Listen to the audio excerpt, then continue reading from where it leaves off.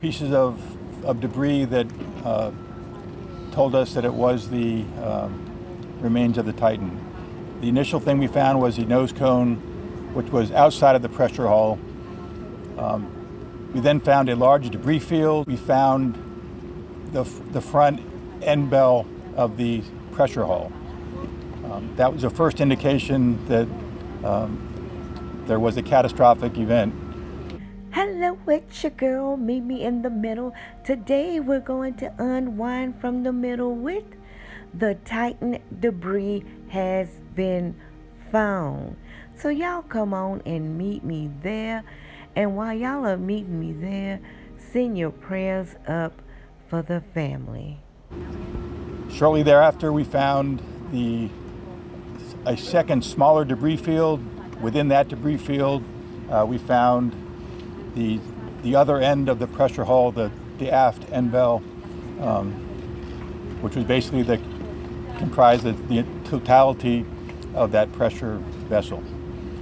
We continue to map the debris field, and as the Admiral said, we will do the best we can to fully map out what's down there. Take your shoes off, that's customary. Okay.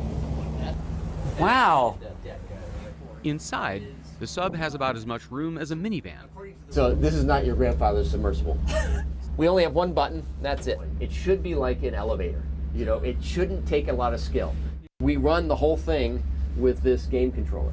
Come on!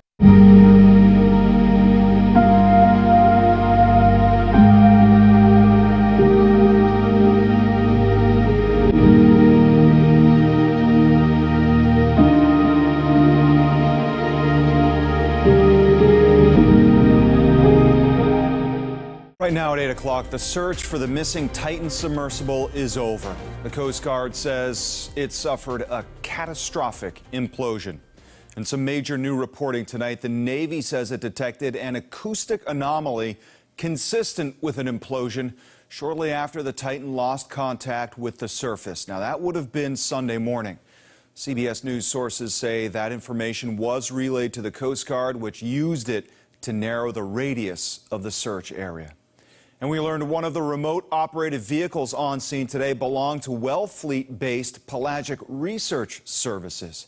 Thanks for joining us. I'm Chris Tanaka. Yeah, a tragic ending to a story that had glimmers of hope just a day ago.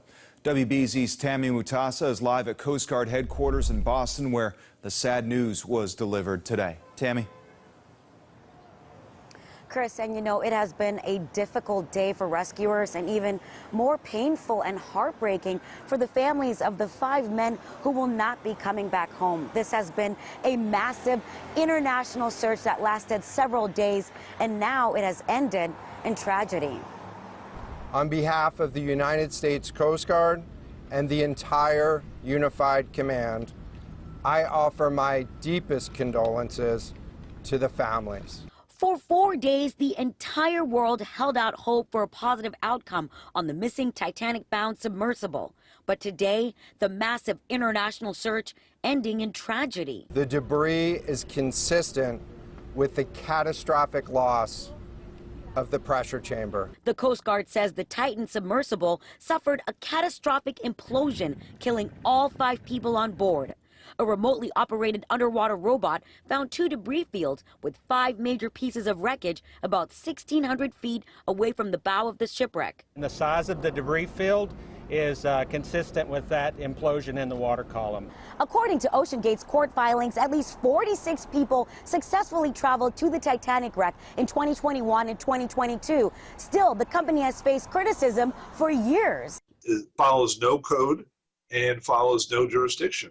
Engineer Bart Kemper was part of a marine technology group that has expressed concerns over OceanGate's continued operation without what the group said is typical certification. We've had failures, we've had fatalities, but we've never had this type of incident happen before. The Titan crew included a British billionaire, a Pakistani businessman and his son, a Titanic expert, and OceanGate CEO Stockton Rush. In a statement, OceanGate called the men true explorers and said, "Our hearts are with these 5 souls and every member of their families during this tragic time." I hope that this discovery provides some solace during this difficult time.